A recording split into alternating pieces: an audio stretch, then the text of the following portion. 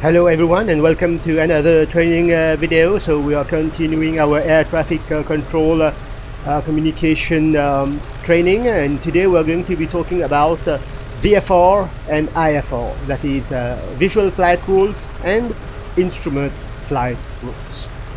So let's talk about VFR first. Like I just said, VFR stands for visual flight rules, and it will refer to the type of flying that you do when you have good visibility and you can look outside of the cockpit for references.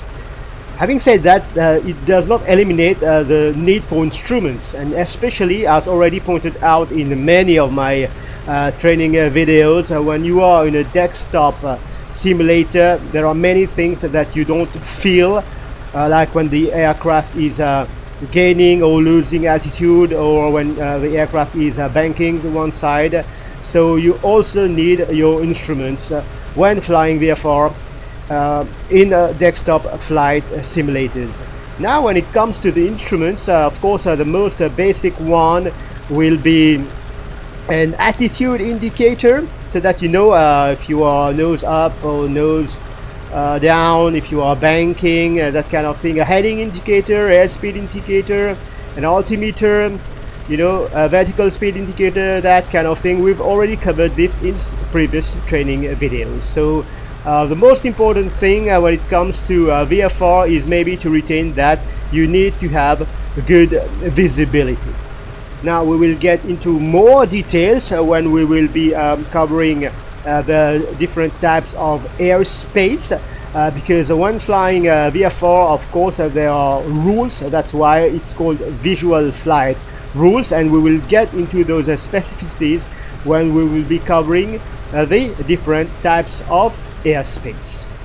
Now the advantages of flying VFR is, of course, the weather is nice. So if you have a good scenery, even if it's not the priority of simmers, simmers are more interested in the flying than the view, but still from time to time I myself like to have some nice flights and enjoy the scenery. So of course VFR allows you to do so, and maybe it's easier because you don't have to adhere to kind of strict rules.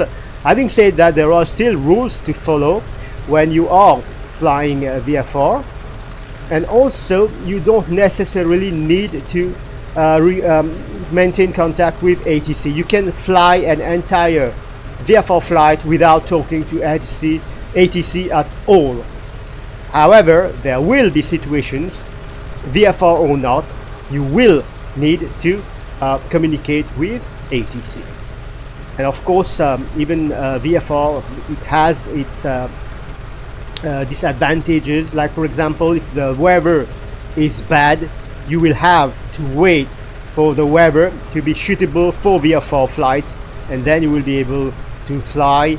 And of course when you are flying and suddenly you find yourself in bad weather, you will either have to turn back and return, or look for an alternate landing place, because you will have to avoid flying into what is called instrument meteorological conditions, because this is strictly for IFR flights.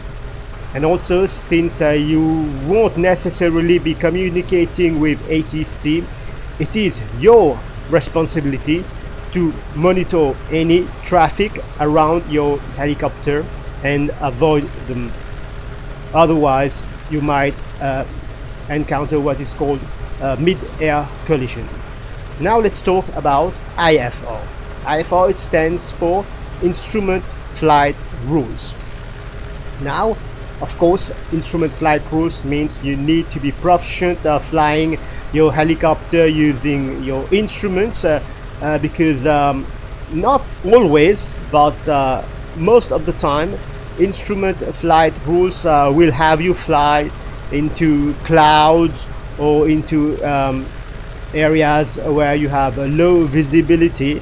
However, you can fly an entire flight under instrument flight rules with good weather and good visibility. But IFR requires you to be prepared for bad weather.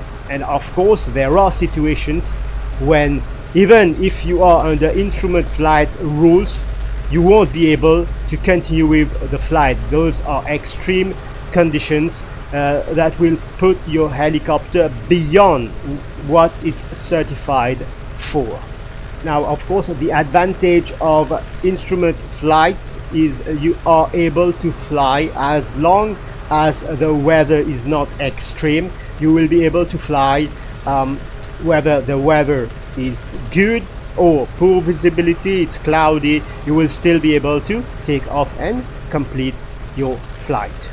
However, it's going to be a little more difficult than visual flight rules because, as already pointed out, you will need to be proficient flying using your instruments. You will need to be able to use the VOR, the frequencies, the HSI, and not to forget that if you are to communicate with ATC, you will also need to master this new skill.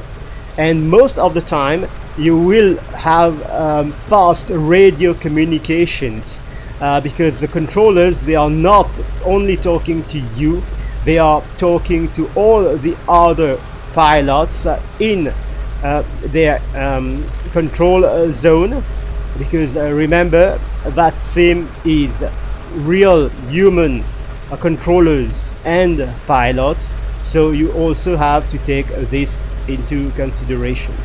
The best way to know is if you are able to fly your helicopter properly in bad weather conditions. Now you can, of course, since it's a simulator, create that situation with poor visibility, you know, rain and wind, and you are able to take your helicopter without ATC. It's just to practice. You take your helicopter from one airport and fly, I would say, a considerable distance, like 30 plus nautical miles flight, like 30 to 50 nautical mile flight, and you are able to complete that flight without problem. You used your instruments for the navigation, and you used your instruments for the approach and landing. Then you are ready to do IFR flights using ATC, and your helicopter is very well capable of completing such flights. And of course, there are going to be other training videos where we will get into more details about the airspace.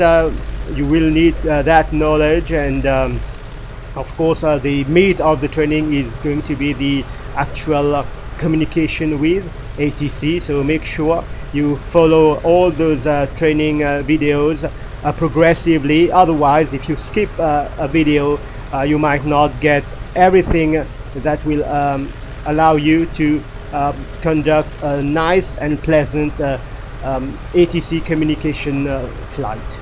I hope you find this video helpful. If you do, please do like and subscribe to the channel, and I will see you in another video. Until then, take care. Bye bye.